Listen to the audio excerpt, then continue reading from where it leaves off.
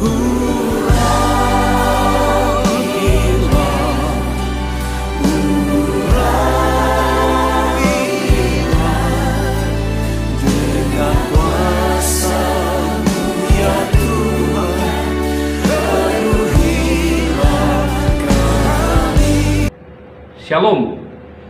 Kita berjumpa kembali dalam Suara Sangkakala.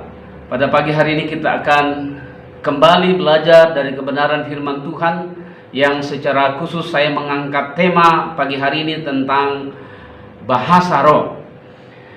Berbicara atau belajar atau menyimak atau mempelajari tentang bahasa roh, maka tentu ini tidak bisa kita lepaskan dari momentum Hari Raya Pentakosta yang pada minggu yang lalu dirayakan oleh gereja Tuhan. Nah, saudara yang dikasihi Tuhan, sebelum lebih jauh masuk membahas tentang bahasa roh ini, kita akan melihat lebih dahulu latar belakang dari istilah Pentakosta ini.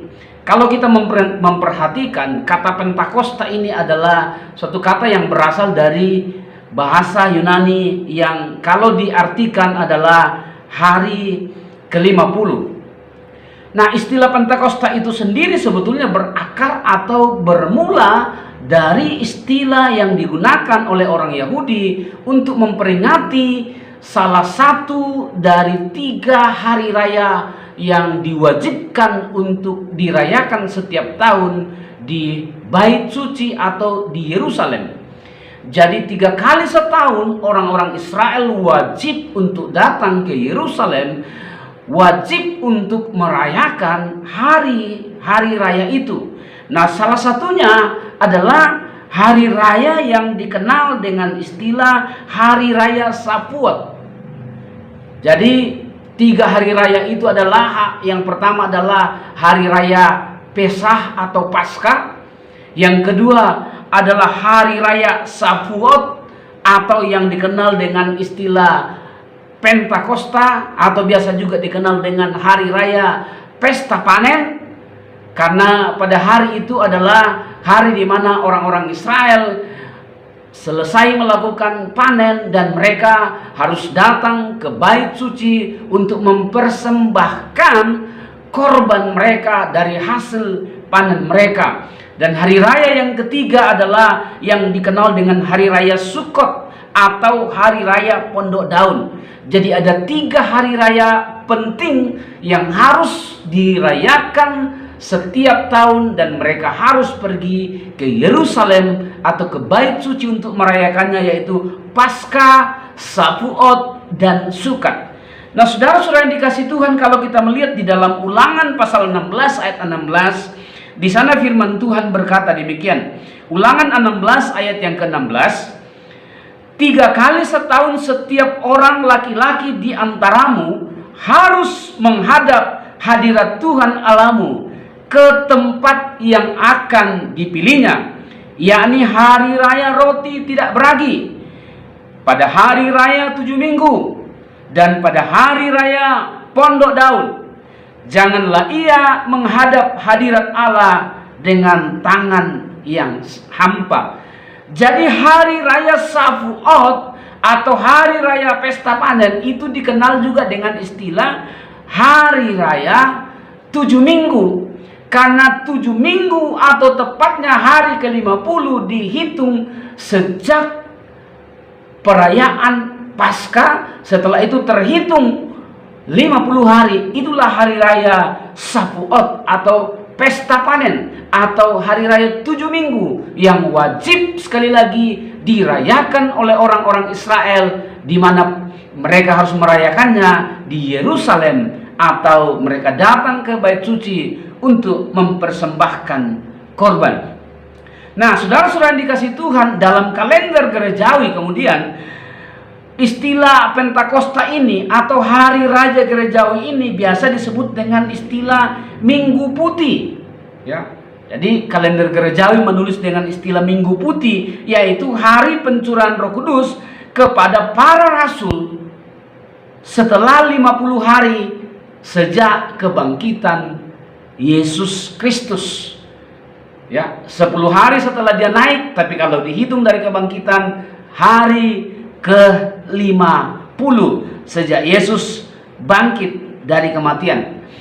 Itulah sedikit latar belakang dari Perjanjian Lama tentang istilah Pentakosta atau istilah Shavuot yang dirayakan oleh orang-orang Israel atau orang-orang Yahudi, yang lalu kemudian diadopsi oleh gereja Tuhan, dirayakan oleh gereja Tuhan pada hari-hari ini. Nah, dalam Perjanjian Baru sendiri, kata Pentakosta itu hanya muncul 3 kali. Hanya muncul 3 kali, bukan Pentakosta ketiga. Hanya muncul 3 kali, yakni dalam Kisah Para Rasul 2 ayat 1 ketika pencurahan Roh Kudus, dan Kisah Rasul pasal 20 ayat 16, dan dalam 1 Korintus pasal 16 ayat 8 ketika Paulus berkata, "Aku ingin tinggal di sini sampai hari raya Pentakosta."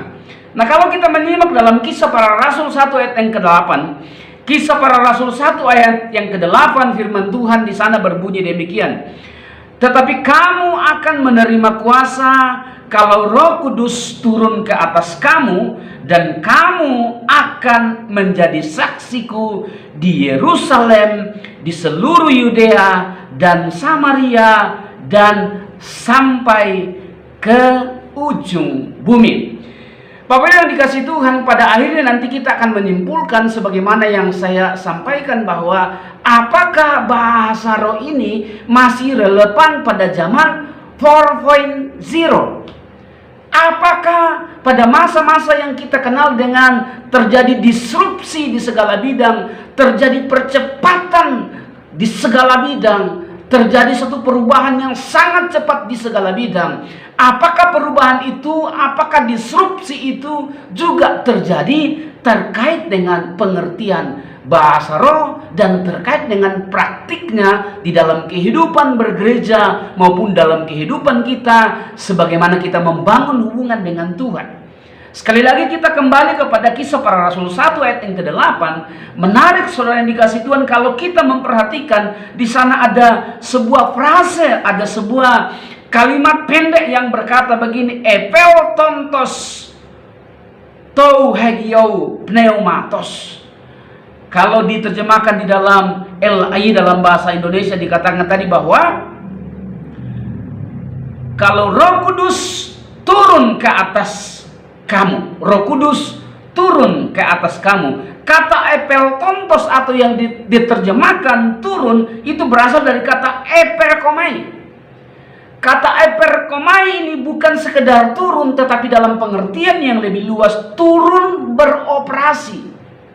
Lalu kemudian hagios pneumatos itu adalah Roh Kudus. Jadi ketika Roh Kudus turun, dia akan beroperasi.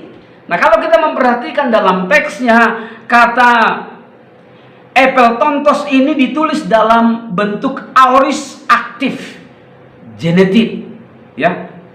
Aorist aktif genetif singular. Aorist itu adalah kata kerja bentuk lampau. Genetif itu biasanya menunjukkan kepada milik. Singular artinya tunggal. Jadi Roh Kudus yang turun, yang kemudian akan beroperasi atau akan beraktivitas di dalam kehidupan orang-orang yang dipenuhinya, itu bersumber dari satu roh yang sama. Itu sebabnya ditulis dalam bentuk tunggal. Satu roh yang sama, dan roh itu sendiri adalah Roh Kudus. Roh itu sendirilah yang memenuhi setiap orang. Jadi tidak berarti bahwa kepada orang yang satu ada Roh Kudus, lalu kepada yang lain ada roh yang lain. Saya mendengar di sebuah penjelasan di salah seorang pendeta yang tidak perlu saya sebutkan namanya di YouTube, dia berkata bahwa bahasa roh itu berasal dari kuasa kegelapan. Jadi dia sudah menjudge bahwa bahasa roh itu berasal dari kuasa kegelapan, meskipun dia tidak bisa memberikan landasan teologis, tidak bisa menjabarkan dasar-dasar firman atau ayat firman yang mendukung teorinya ketika dia berkata bahwa bahasa roh itu berasal dari kuasa kegelapan. Nah, pagi hari ini mari kita sekali lagi belajar. Jadi pertama yang harus kita pahami bahwa Roh Kudus yang dicurahkan bagi orang-orang percaya, atau dalam konteks Kisah Para Rasul yang kedua, dicurahkan kepada para rasul beserta dengan murid-murid yang lain yang jumlahnya 120 di atas loteng Yerusalem pada waktu itu, adalah satu roh yang dicurahkan kepada mereka. Itu sebabnya ketika dikatakan kamu akan menerima kuasa, ditulis dalam bentuk orang kedua jamak. Kamu, kalian, kamu sekalian akan menerima, tetapi dalam roh yang sama, roh yang satu, yang akan memenuhi orang-orang percaya atau yang memenuhi orang-orang yang menerimanya. Lalu saya ingin bandingkan dengan Markus pasal 16 ayat 15. Lalu ia berkata kepada mereka, pergilah ke seluruh dunia, beritakanlah Injil kepada segala makhluk. Siapa yang percaya dan dibaptis akan diselamatkan, tetapi siapa yang tidak percaya akan dihukum. Ayat 17. Tanda-tanda ini akan menyertai orang-orang yang percaya. Mereka akan mengusir setan-setan demi namaku. Mereka akan berbicara dalam bahasa yang baru bagi mereka. Mereka akan memegang ular, dan sekalipun mereka minum racun maut, mereka tidak akan mendapat celaka. Mereka akan meletakkan tangannya atas orang sakit, dan orang sakit itu akan sembuh. Saudara-saudara yang dikasihi Tuhan, Markus pasal 16 ini adalah sebuah nubuatan yang disampaikan langsung oleh Tuhan Yesus. Dan perhatikan baik-baik, nanti saya akan menyimpulkan di bagian akhir. Dari Kisah Para Rasul 1 ayat 8, lalu kemudian Markus pasal yang ke-16 mulai ayat 15 sampai ayat 18 tadi, sebetulnya di sana kita menyimpulkan sebuah kesimpulan sementara bahwa maksud dari turunnya Roh Kudus itu tidak bisa dilepaskan dari sebuah misi amanat agung. Sekali lagi, konteks turunnya Roh Kudus kepada orang-orang percaya, kepada para rasul, itu tidak bisa dilepaskan dari konteks misi amanat agung, yaitu memberitakan kebenaran firman, memperkenalkan Yesus sebagai Tuhan dan Juru Selamat kepada bangsa yang lain. Nah, saudara yang dikasihi Tuhan, ketika kita melihat di dalam Markus pasal yang ke-16 ayat yang ke-17, di sana kita mendapati sebuah istilah yang sama yang kita dapati dalam Kisah Para Rasul yang kedua, yaitu istilah glossais lalesosi kainais. Mereka akan berbicara dengan bahasa yang baru. Nah, berbicara dengan bahasa yang baru, atau istilah lain berbicara dengan bahasa lidah, atau yang lebih umum kita dengar berbicara dengan bahasa roh, ini ternyata adalah salah satu tanda atau salah satu penjelasan yang akan melengkapi orang-orang percaya untuk apa? Untuk memberitakan Injil. Mari kita lihat kembali. Dikatakan tadi dalam ayat 15, pergilah ke seluruh dunia, beritakanlah Injil. Lalu kemudian ayat yang ke-17, tanda ini akan menyertai orang yang percaya. Jadi siapa? Orang percaya. Mereka akan mengusir setan demi namaku. Mereka akan berbicara dalam bahasa yang baru, glossais lalesosi. Mereka akan memegang ular, dan sekalipun mereka minum racun maut, mereka tidak akan mendapat celaka.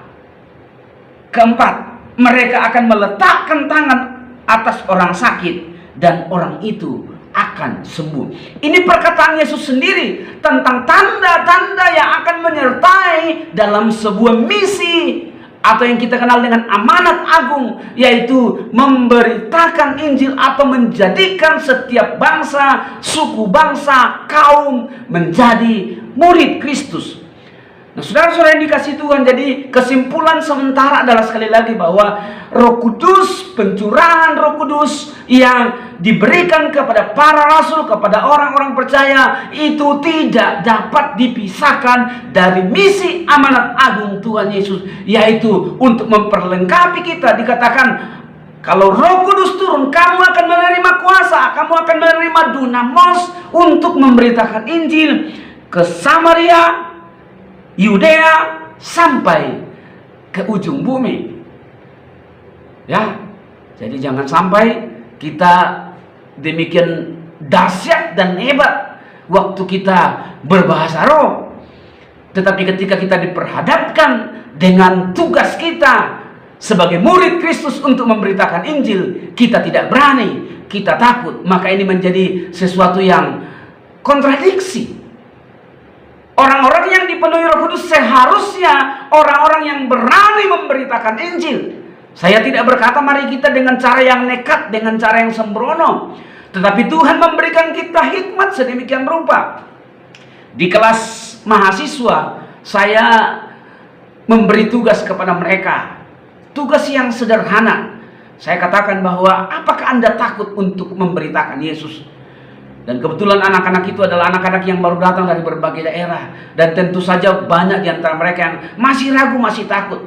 Lalu saya berikan sebuah mandat atau berikan sebuah tugas. Saya bilang begini, mulai hari ini atau mulai besok ketika Anda pergi ke warung untuk belanja, mungkin Anda hanya belanja dengan uang Rp1.000. Setelah Anda selesai belanja, Anda memulai dengan mengucapkan terima kasih, Tuhan Yesus memberkati. Cukup itu dulu. Terima kasih, Tuhan Yesus memberkati. Ada yang nawar, boleh nggak Pak kita bilang saja terima kasih Tuhan memberkati, atau kita ucapkan God bless you. Tapi saya katakan yang terpenting adalah orang mesti dengar dulu nama Yesus. Jangan takut, tidak ada orang yang mukul Anda, tidak ada orang yang akan membunuh Anda hanya karena Anda berkata Tuhan Yesus memberkati. Ketika Anda memaksakan kepercayaanmu, memaksakan keyakinanmu kepada orang lain, maka tentu saja itu bisa berisiko, bisa mendatangkan konflik fisik. Tapi ketika Anda sekedar memperkenalkan nama Yesus, saya kira tidak ada yang akan mencelakai Anda. Dengan hanya berkata terima kasih Tuhan Yesus memberkati, itu adalah langkah pemula. Seminggu kemudian ketika saya ketemu di kelas yang sama, saya tanya bagaimana hasilnya. Dan ternyata beberapa di antara mereka melakukannya dan berkata, ya tidak apa-apa, kami bisa melakukan itu. Ada juga yang berkata ketika kami ucapkan orang memandang sinis dan lain sebagainya. Enggak masalah. Soal orang kemudian mau percaya kepada Yesus, ketika Anda sudah mengucapkan tentang nama Yesus, Roh Kudus bekerja di dalam orang itu. Karena Alkitab berkata, Roh itulah yang menginsapkan orang kepada dosanya, orang itulah yang menuntun orang kepada keselamatan. Maka tidak ada yang mustahil, biar dia sendiri yang akan datang dengan caranya untuk menjumpai, menjelaskan lebih sederhana, lebih detail, sesuai dengan tingkat pengertian tiap-tiap orang itu. Jadi sekali lagi, tidak bisa dipisahkan dari bahasa roh atau dipisahkan dari misi penginjilan. Nanti saya akan kembali ke sini lagi membahas tentang relevan nggak, masih relevankah pada hari ini. Tetapi sebelum masuk itu, saya ingin mengajak kita lebih dahulu belajar tentang pemahaman-pemahaman yang selama ini seringkali keliru, ya, bahkan menjadi pertentangan satu dengan yang lain. Nah, saya melihat bahwa terjadinya pertentangan-pertentangan itu, terjadinya kesalahpahaman itu, bahkan secara ekstrim terjadinya saling menyesatkan, saling membidat-bidatkan satu dengan yang lain itu bisa jadi karena ketidakpahaman, ketidakmengertian tentang bahasa roh itu. Ada yang berkata bahwa itu cukup pada zaman kisah para rasul. Sekarang sudah tidak lagi. Sedang beberapa yang berkata, dulu ada mujizat, dulu ada bahasa roh, dulu ada kesembuhan ketika gereja belum estabilis. Tapi ketika gereja sudah estabilis, sudah stabil, dia katakan bahwa semuanya itu sudah hilang. Nggak ada dasar Alkitabnya. gereja stabil itu nanti ketika Kristus datang sebagai kepala gereja, Alkitab berkata kita menjadi sempurna, kita menjadi mempelai wanita, dia mempelai laki-laki. Disitulah terjadi kesempurnaan gereja secara total. Di hari ini belum ada gereja yang sempurna, kita sedang bertumbuh. Jadi tidak bisa berkata bahwa karena gereja sudah stabil, gereja sudah stabilis, sehingga mujizat sudah nggak ada, Roh Kudus sudah tidak lagi beroperasi di dalam wujud seperti bahasa roh dan lain sebagainya. Karena itu kesalahpahaman yang terjadi inilah seringkali kemudian menimbulkan sebuah penolakan. Bahkan terjadi hubungan yang renggang satu dengan yang lain karena berpikir wah yang ini beda doktrinnya, saya berbeda doktrinnya. Yang berkata bahwa loh Alkitab berkata kalau berbahasa roh itu kan kata Paulus harus 2-3 orang. Bahkan tidak bisa kalau tidak ada yang menerjemahkannya. Kenapa sekarang orang berbahasa roh rame-rame dan lain sebagainya. Baik, Bapak Ibu yang dikasihi Tuhan, mari pagi hari ini saya mengajak kita melihat bahasa roh ini dalam beberapa sudut pandang. Atau istilah lain adalah ada beberapa dimensi. Paling tidak pagi hari ini saya ingin menjabarkan kepada kita 3 dimensi dari bahasa roh itu, supaya kita jangan salah paham, supaya kita jangan gagal fokus. Mari kita melihat yang pertama. Dalam bahasa Yunani istilah bahasa roh atau istilah bahasa lidah itu dikenal dengan istilah glossolalia.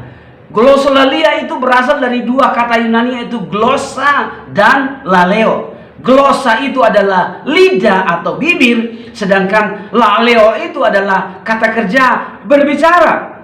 Jadi glossolalia artinya berbicara dengan bahasa roh atau berbicara dengan bahasa lidah. Secara tekstual lebih tepat sebetulnya berbicara dengan bahasa lidah. Tetapi yang akrab kita dengar itu karena penerjemahan yang diterjemahkan oleh LAI, sehingga terjemahan LAI menerjemahkannya bahwa bahasa roh, sehingga itu yang lebih akrab. Nggak ada masalah, nggak apa-apa.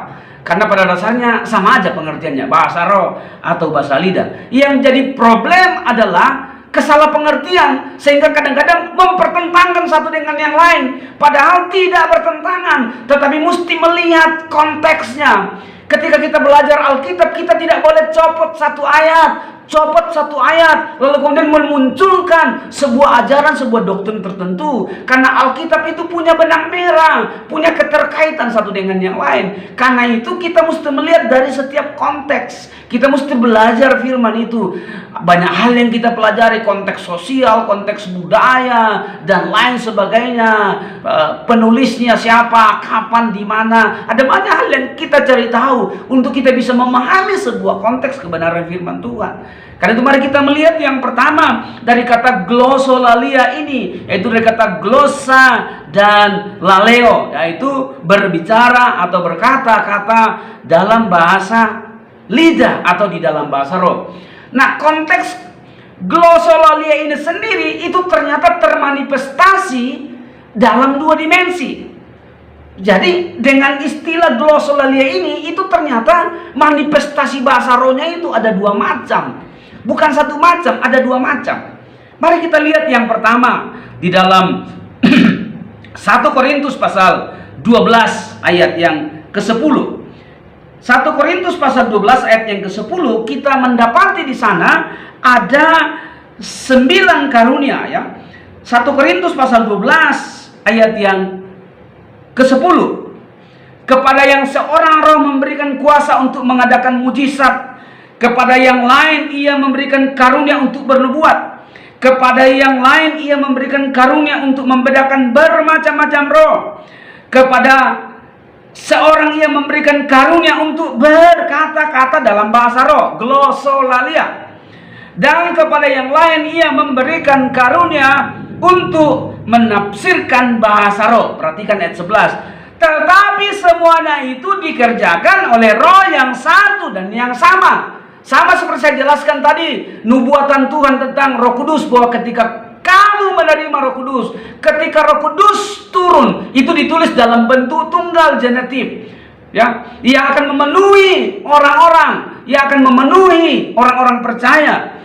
Nah, dalam konteks 1 Korintus pasal 12, glossolaleo di sana bicara tentang apa? Tentang karunia. Jadi dimensi pertama bahasa roh itu adalah bahasa roh sebagai karunia Roh Kudus. Nah, dalam konteks bahasa roh sebagai karunia Roh Kudus, 1 Korintus pasal 14 berkata demikian.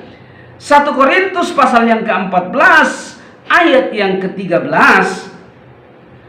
Karena itu siapa yang berkata-kata dengan bahasa roh, ia harus berdoa supaya kepadanya diberikan juga karunia untuk menafsirkannya. Lalu ayat 27-nya bilang begini, 1 Korintus 14 ayat 27, jika ada yang berkata-kata dengan bahasa roh, biarlah 2 atau sebanyak-banyaknya 3 orang, seorang demi seorang, dan harus ada seorang lain untuk menafsirkannya. Perhatikan baik-baik dalam dimensi yang pertama, bahasa roh sebagai karunia Roh Kudus. Ketika seseorang berdoa atau berkata-kata dalam bahasa lidah atau dalam bahasa roh, dan bahasa roh itu dimensinya adalah sebagai karunia, maka dia tidak bisa berkata-kata dalam bahasa roh sebagai karunia kalau tidak ada yang menafsirkannya. Sebab itu dikatakan dia harus meminta supaya ada orang yang bisa menafsirkannya, atau dia sendiri diberikan karunia menafsirkan bahasa roh sehingga dia bisa menerjemahkan bahasa roh itu. Bahkan ayat yang ke-27 berkata, dan sebaiknya 2, sebanyak-banyaknya 3 orang, satu dengan yang lain, ya, seorang demi seorang, dan harus ada orang lain yang menafsirkannya. Jadi memang bahasa roh harus ditafsirkan, tidak bisa tidak. Tapi ingat, itu ketika dimensinya bahasa roh sebagai karunia Roh Kudus. Ingat, dimensi pertama glosolalia itu manifestasinya bicara tentang karunia Roh Kudus. Panjang lebar dijelaskan oleh Rasul Paulus tentang karunia Roh Kudus. Harus ada yang menafsirkannya, harus ada yang mengertikannya, atau orang itu sendiri yang juga meminta kepada Tuhan, kepada Bapa, kepada Roh Kudus untuk memberikan dia karunia untuk menafsirkannya, mengartikannya, sehingga apa yang dia ucapkan tidak menjadi sia-sia, tetapi ada hasil. Dan perhatikan bahwa 9 karunia Roh Kudus itu cuma satu tujuan utama karunia. Apa tujuan utama karunia? Bukan untuk kemudian merasa lebih hebat, lebih rohani dari yang lain. Nah, ini yang kadang-kadang menjadi satu penyimpangan, ya, terjadi deviasi dalam gereja. Orang yang memiliki karunia dianggap itu lebih rohani, lebih hebat. Tidak, belum tentu. Karunia-karunia Roh Kudus itu tujuan utamanya satu, yaitu apa? Untuk membangun tubuh Kristus. Untuk membangun tubuh Kristus. Itulah sebabnya Paulus berkata bahwa lebih baik kamu berkata-kata dalam nubuatan yang dapat membangun iman seseorang yang baru masuk ke komunitasmu, dibanding kamu berbicara dengan bahasa-bahasa yang indah tetapi tidak bisa dimengerti. Karena itu bicara tentang konteks karunia.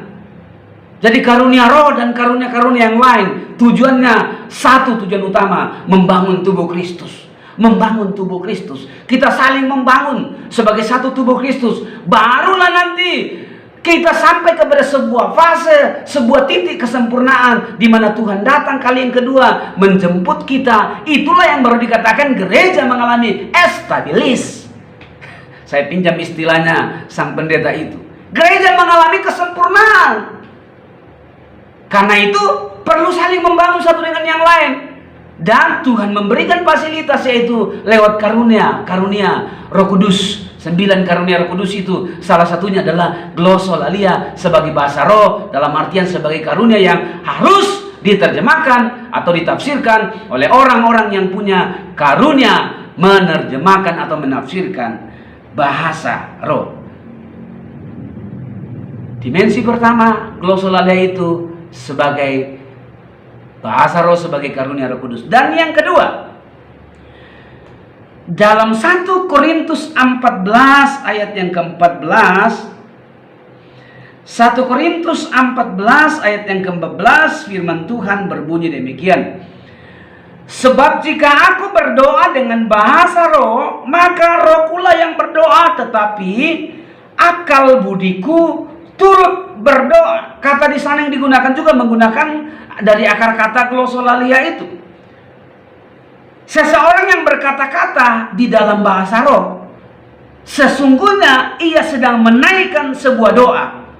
Nah, dalam dimensi bahasa roh ini, itu tidak dibutuhkan orang lain untuk apa? Untuk menafsirkannya. 1 Korintus 14 ayat 2 bilang begini. 1 Korintus 14 ayat 2. Siapa yang berkata-kata dengan bahasa roh, dengan bahasa lidah, dengan glosolalia, tidak berkata-kata kepada manusia, tetapi kepada Allah. Sebab tidak ada seorang pun yang mengerti bahasanya. Tidak ada satu orang pun yang mengerti bahasanya. Oleh roh ia mengucapkan hal-hal yang rahasia. Perhatikan baik-baik. Kalau kita tidak melihat konteksnya, maka poin yang pertama tadi sudah bertabrakan, sudah bertentangan dengan poin yang kedua ini. Karena poin yang pertama tadi bilang harus ada yang menerjemahkannya, harus ada yang menafsirkannya. Tetapi yang kedua dikatakan, siapa yang berkata-kata dengan bahasa roh, dia tidak berkata-kata kepada manusia, tetapi kepada Allah. Dan tidak seorang pun yang mengerti bahasanya. Inilah glosolalia, inilah bahasa roh dalam konteks sebagai bahasa doa. Amin. Bahasa roh sebagai doa. Jadi ketika seseorang berdoa dalam bahasa roh, dalam konteks ini sebagai bahasa doa, dia sedang berbicara kepada manusia, kepada Allah, bukan kepada manusia.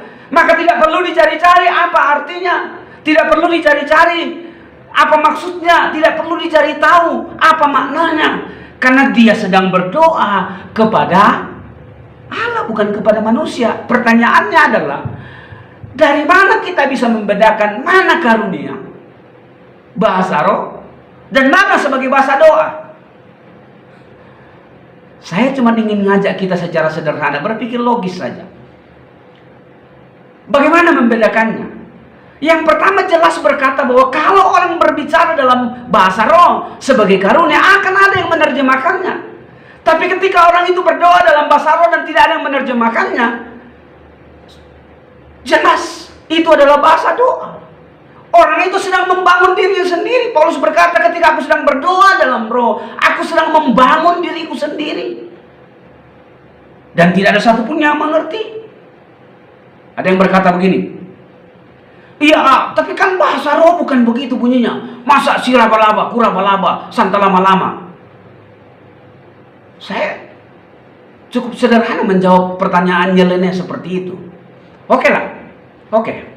Kalau Anda berkata bahwa bahasa roh itu salah, bahasa roh itu nggak benar, atau bahasa roh itu palsu, maka saya meminjam model apologetik akan berkata seperti ini.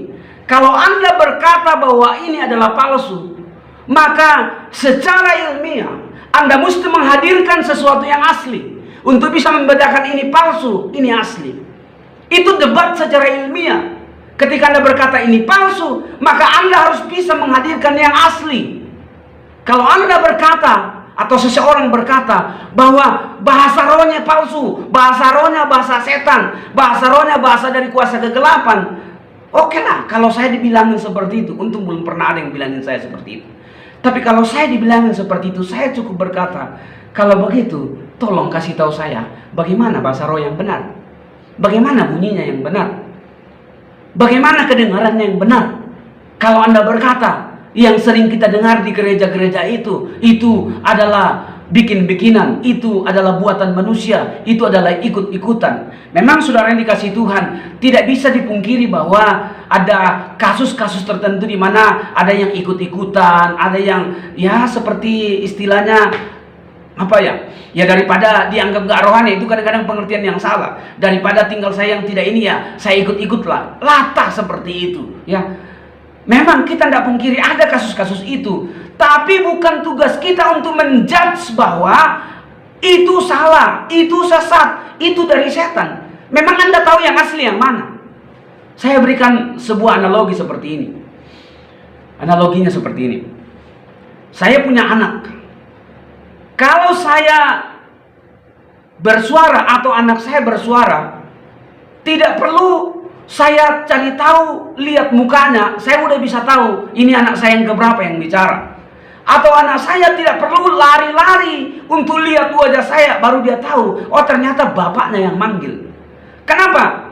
Karena anak saya itu sudah setiap waktu, setiap hari akrab dengan saya sebagai bapaknya. Demikian sebaliknya, setiap hari dengan suaranya jadi sangat peka, sangat tahu itu suara siapa, sangat ngerti itu suara siapa. Berbeda kalau kita mendengar orang asing datang berkata-kata, kita akan, oh ini siapa ya? Karena kita belum pernah dengar. Tapi kalau kita sudah sangat akrab, maka dengan mudah untuk mengetahui itu suara siapa.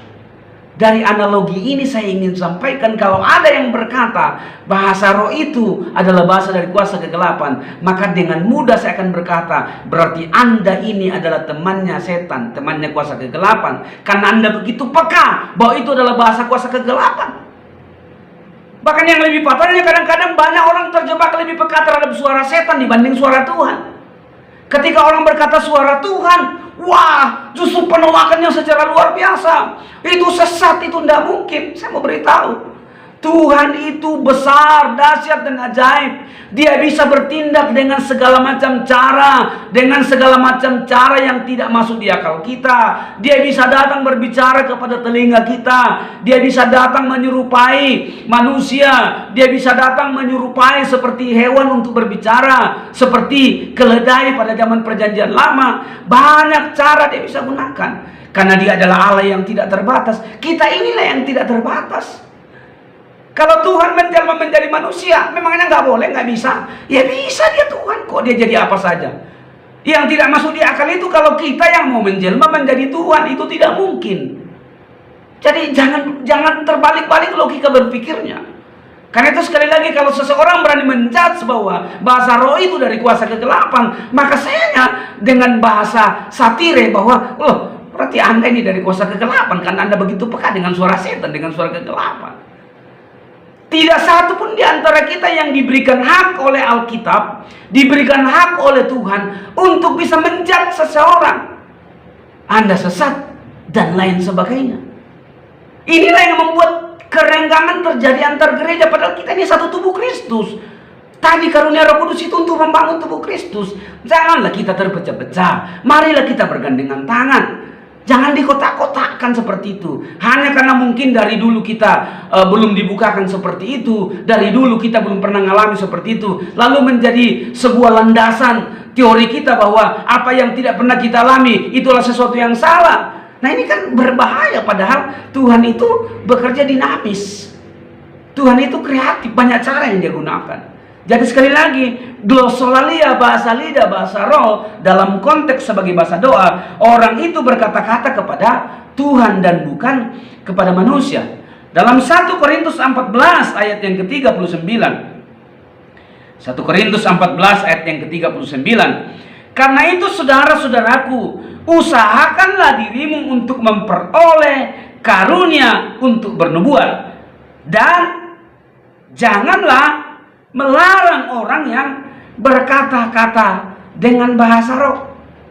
Dalam konteks bahasa roh sebagai bahasa doa inilah ketika Paulus berkata dengan lantang dalam 1 Korintus 14 ayat yang ke-39 ini, toh lalein glosais me koluete. Toh lalein glosais me koluete. Jangan ada seorang pun yang melarang orang-orang berkata dalam bahasa roh.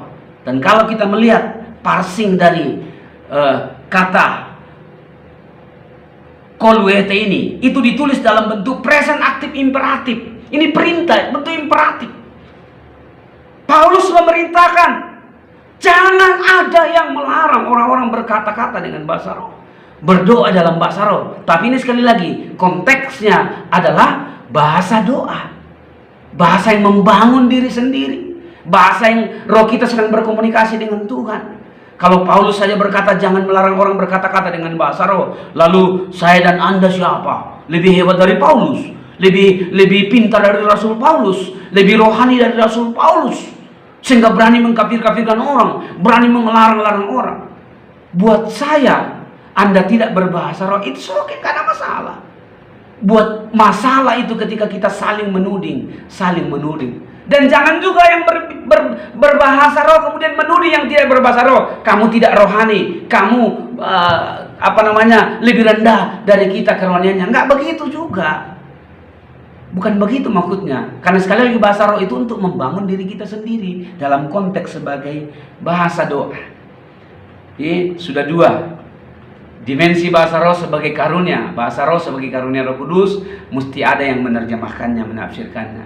Dimensi bahasa roh yang kedua sebagai bahasa doa. Tidak perlu cari orang menerjemahkannya, tidak perlu pusing, tidak perlu rese, cari-cari tahu apa yang dia bilang, sandal lama, sandal baru, nggak peduli bunyinya seperti apa. Ya, urusan Tuhan lah kalau dia ikut-ngikut, kalau dia tiru-tiru dan lain sebagainya. Nggak usah dicari terjemahannya. Ada lagi yang copy paste lalu kemudian dia terjemahkan ke bahasa Afrika dan dia berkata bahwa ternyata itu adalah bahasa Afrika. Ngaco aja. Yang ketiga, kata Yunani yang digunakan untuk dimensi bahasa roh yang ketiga adalah xenolalia. Kata xenolalia ini berasal dari dua kata, yaitu kenos yang artinya orang asing, atau xenos orang asing, dan laleo atau berbicara.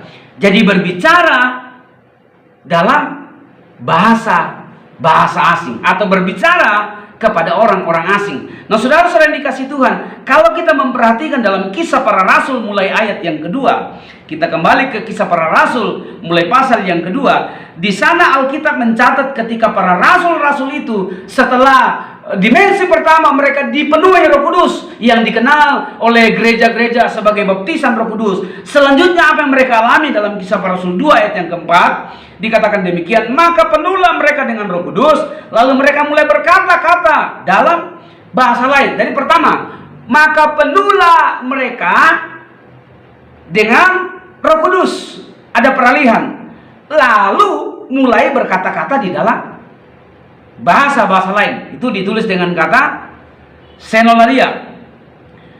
Lalu ayat yang kelima, kalau kita membaca sampai dengan ayat yang ke-11, ayat yang ke-7, mereka semua tercengang-cengang dan heran lalu berkata, bukankah mereka orang yang berkata-kata itu orang Galilea? Bagaimana mungkin mereka masing-masing mendengar berkata-kata dalam bahasa kita sendiri, yaitu bahasa yang kita pakai di negeri asal kita? Orang Parsia, orang Media, orang Elam, Mesopotamia, Yudea, Kapadokia, Pontus, dan selanjutnya. Nah, saudara-saudara yang dikasih Tuhan, sebagaimana saya jelaskan tadi tentang latar belakang, tentang perayaan Sukkot tadi, atau perayaan tentang pesta panen, atau perayaan tentang Pentakosta tadi, di mana karena itu diwajibkan bagi seluruh laki-laki orang-orang Israel untuk datang ke Yerusalem, datang ke Bait Suci, mempersembahkan korban setelah selesai panen terakhir.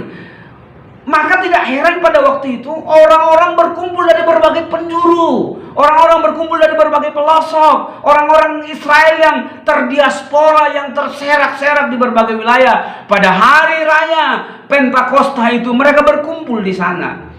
Jadi pada waktu itu Yerusalem begitu ramai, luar biasa.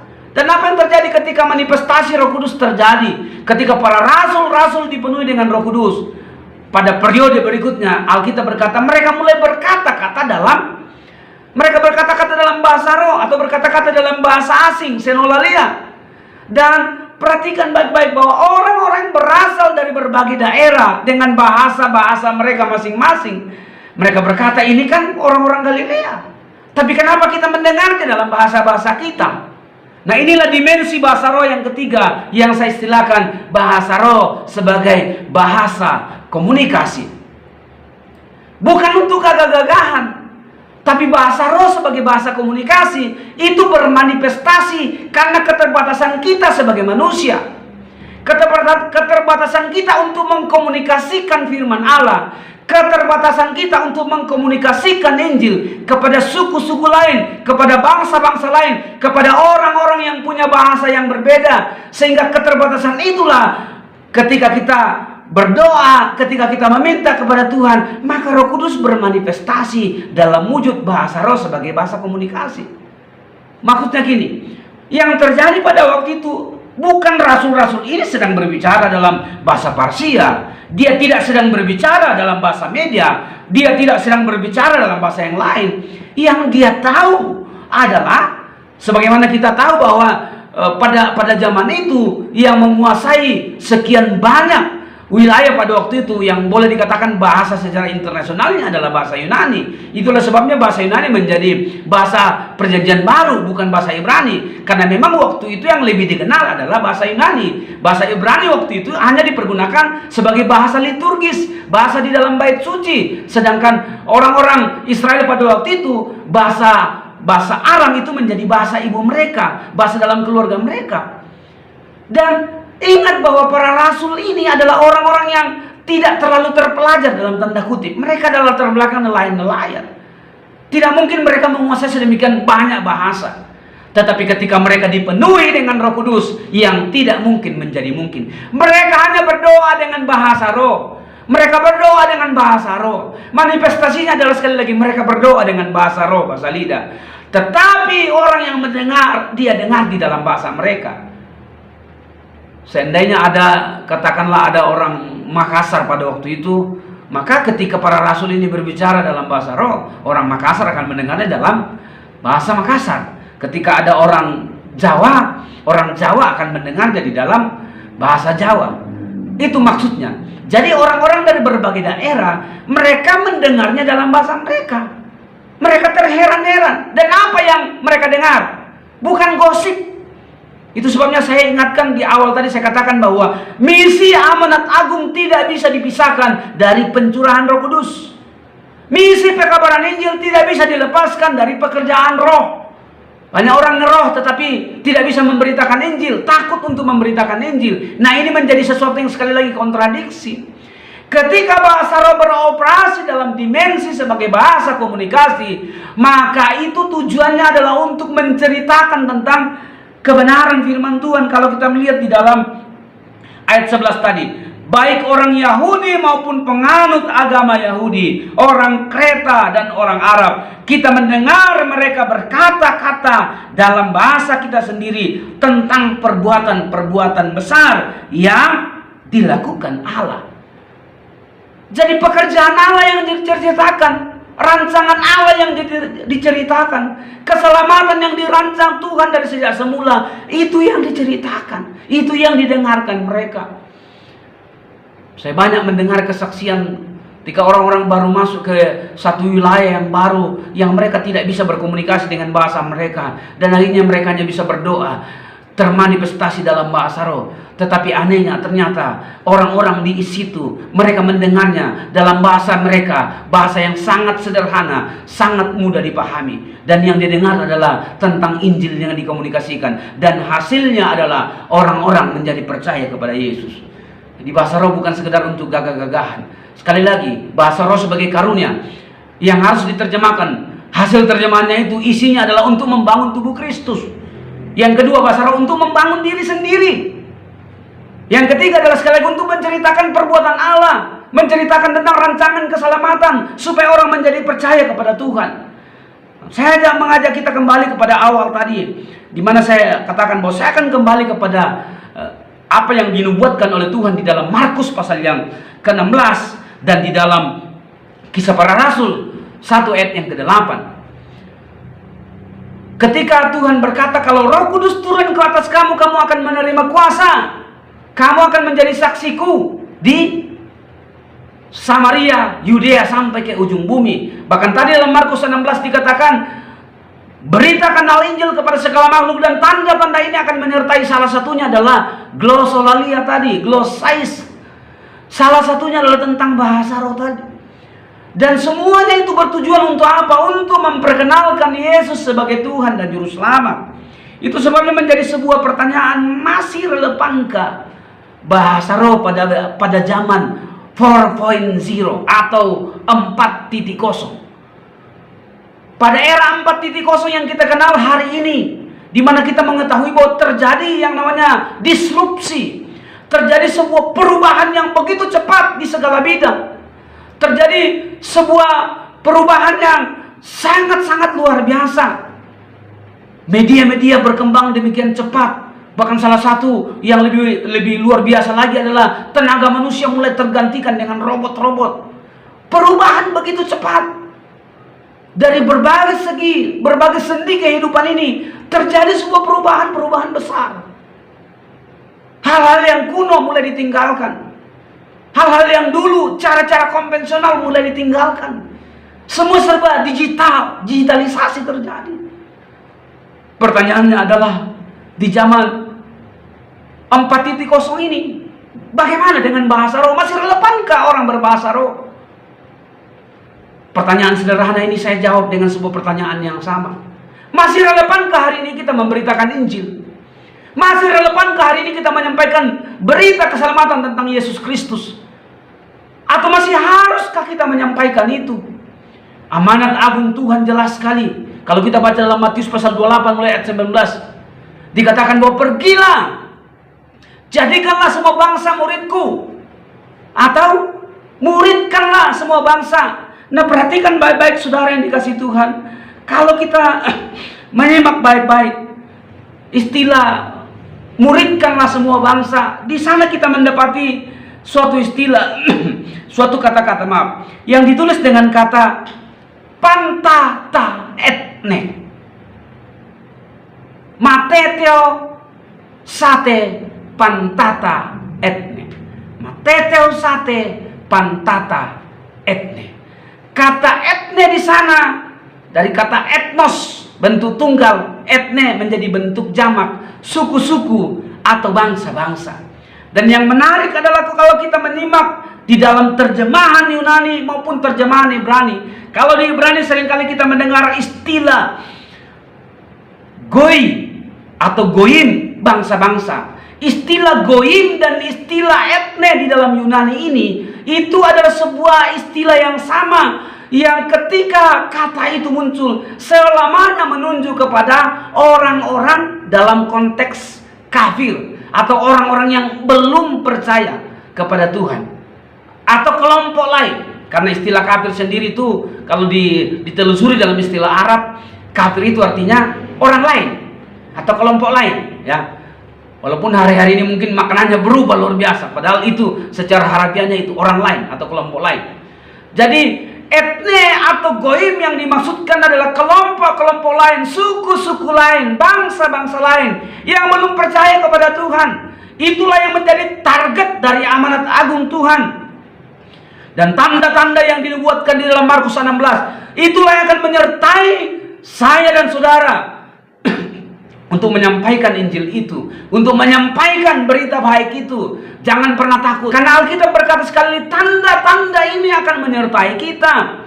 Dan salah satunya yang dibahas sekali lagi tentang bahasa roh itu, yang entah itu dalam dimensinya sebagai karunia, artinya bahwa untuk membangun tubuh Kristus yang ada, entah itu dalam dimensinya sebagai bahasa untuk membangun diri kita sendiri ketika kita lemah, ketika kita tidak berdaya, ketika kita merasa ingin menyerah dari sebuah panggilan, dari sebuah pelayanan. Maka ketika termanifestasi bahasa roh itu roh kita terbakar kembali, roh kita diberikan semangat baru kembali untuk kita kembali melangkah bersama dengan Tuhan.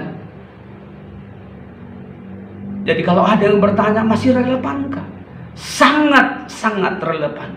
Karena kalau kita berkata sudah tidak relevan lagi, itu artinya bahwa penginjilan pun sudah tidak relevan.